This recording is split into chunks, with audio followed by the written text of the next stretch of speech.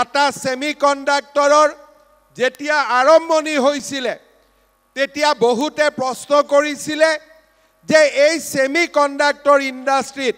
থলুৱা যুৱক যুৱতীয়ে কাম কৰিব পাৰিবনে নাই কাৰণ এনেকুৱা ধৰণৰ ইণ্ডাষ্ট্ৰীৰ লগত অসমৰ পৰিচয় নাই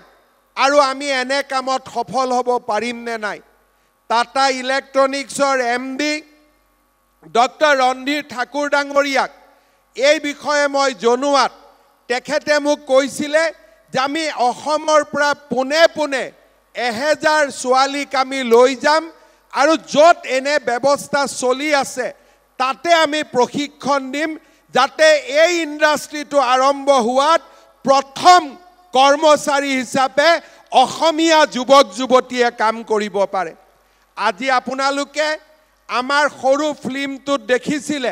যে যিমান ছোৱালীয়ে ওয়েলকাম টাটা টু আসাম বুলি কৈছে তেওঁলোকে হুচুৰত কাম কৰি আছে আৰু গোটেই কেইজনী অসমীয়া ছোৱালী আৰু যিদিনাখন এই জাগিৰোডত এই উদ্যোগ হ'ব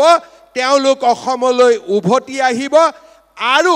অসমক কৰ্ম উদ্যমিত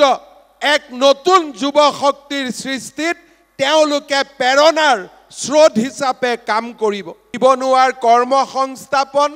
ৰাজ্যৰ চৰকাৰে নিজৰ কৰ্মক্ষেত্ৰত নিয়োগ কৰি সমাধান কৰিব নোৱাৰে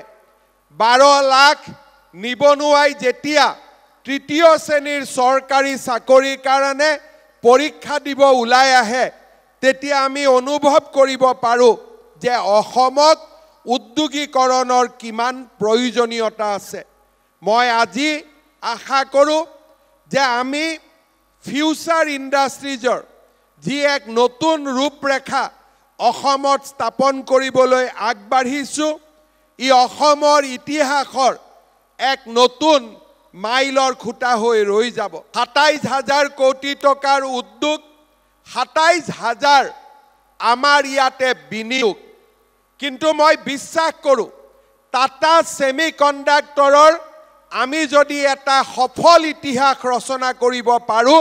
অসমৰ ভাগ্যৰ পৰিৱৰ্তন হ'ব অসম দেশৰ ভিতৰতে এখন উদ্যোগিক প্ৰধান ৰাজ্য হিচাপে পৰিগণিত হ'ব টাটা গ্ৰুপৰ সমগ্ৰ দেশতে এক বিশাল সাম্ৰাজ্য আছে দেশৰ বাহিৰতো লণ্ডনত টাটা কোম্পানীয়ে মটৰ গাড়ী নিৰ্মাণ কৰে যোৱাকালি মই ঝাৰখণ্ডত আছিলোঁ জামশেদপুৰত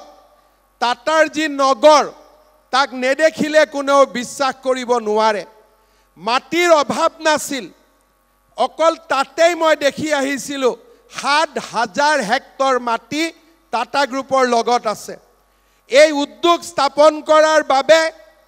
ভাৰতৰ বিভিন্ন চুকে কোণে গৈ যিকোনো প্ৰদেশত টাটা গ্ৰুপে এই ইণ্ডাষ্ট্ৰী স্থাপন কৰিব পাৰিলেহেঁতেন তেওঁলোকৰ বাবে সুযোগ আৰু সুবিধাৰ অভাৱ নাছিল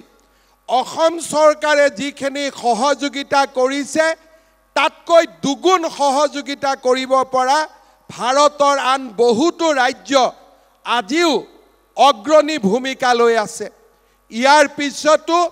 আমাৰ জননী জন্মভূমি এই আই অসমীৰ বুকুত টাটা গ্ৰুপে সেমিকন্ডাক্টৰ ইণ্ডাষ্ট্ৰী নিৰ্মাণ কৰিবলৈ যি আগবাঢ়ি আহিলে মই ভাবোঁ আই অসমীৰ বাবে ইয়াতকৈ গৌৰৱৰ দিন একোৱেই হ'ব নোৱাৰে